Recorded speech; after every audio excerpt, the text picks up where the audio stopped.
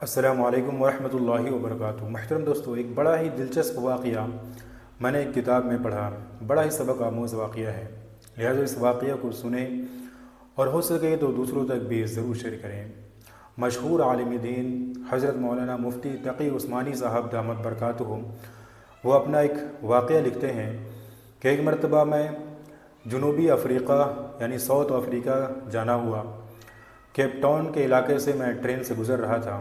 Train ایک جنگل میں کھڑی ہو گئی تو میں نماز پڑھنے کے لیے اپنے ساتھیوں کے ساتھ ٹرین سے نیچے اترا تو میری نظر ایک پودے پر پڑی جو بہت ہی زیادہ خوبصورت پودا تھا۔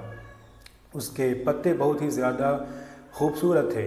بے اختیار دل نے چاہا کہ اس پودے کے پتے کو توڑ لے، لہٰذا میں اس کے قریب پہنچا اور جیسے ہی میں نے ہاتھ بڑھایا اس پودے کے پتے کو توڑنے کے لیے، فوراً میرے جو رہنما تھے وہ سختی کے ساتھ مجھے رکا کہ ارے حضرت رک جائیے، اس کو مت توڑیے، کیونکہ یہ بڑا ہی زہریلا پودا ہے۔ اگر آپ اس کو توڑتے ہیں اور آپ کا ہاتھ اس کے اوپر ٹچ ہوتا ہے تو یہ ایک زہر کی حیثیت اختیار کرتا ہے۔ اس سے آپ کے اوپر زہر کا اثر ہوگا، آپ کے ہاتھ پہ زہر لگ جائے گا۔ جس طریقے سے بچھو اگر کسی کو کاٹ دیتا ہے تو کس طریقے سے زہر چڑھ جاتا ہے، بالکل یہی معاملہ اس پودے کے ساتھ ہے کہ اگر آپ اس پودے کو ٹچ کرتے ہیں، ہاتھ لگاتے ہیں تو اس سے آپ کے اوپر زہر کا اثر ہوگا۔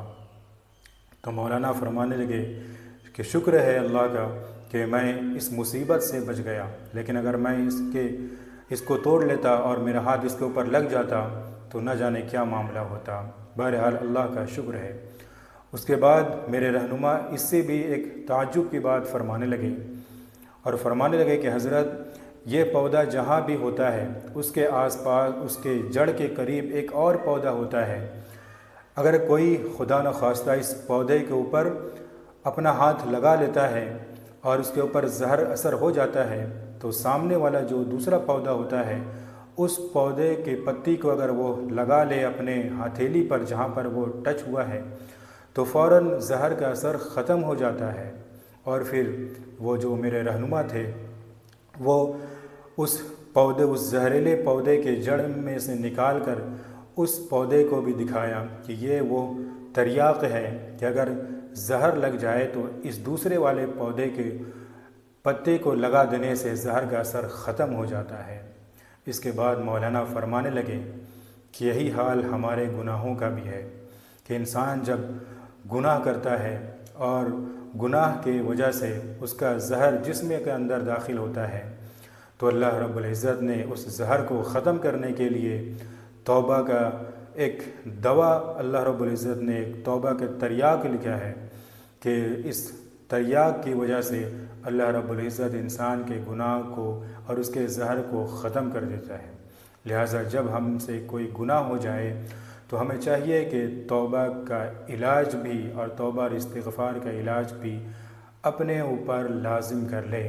جیسے ہی کوئی گناہ ہو جائے فوراً توبہ کر لے، اللہ رب العزت توبہ کی برکت سے اس گناہ کو معاف کر دیتے ہیں۔